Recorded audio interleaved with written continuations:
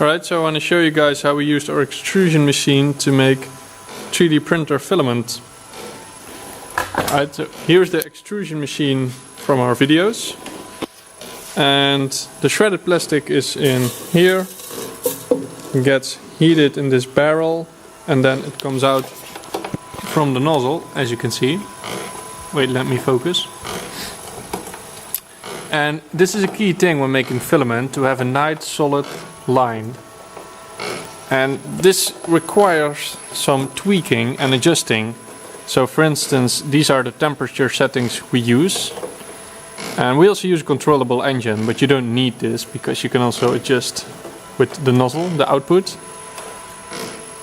But it takes a while before you have the right temperature settings. So we're currently extruding polypropylene, and this is what works for us, but it depends on your type of plastic, the environment, the speed.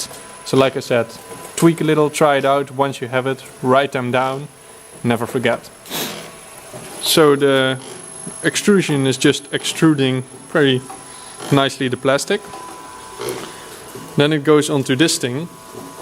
And this thing basically, first thing it does, it cools down the plastic with some old computer fans.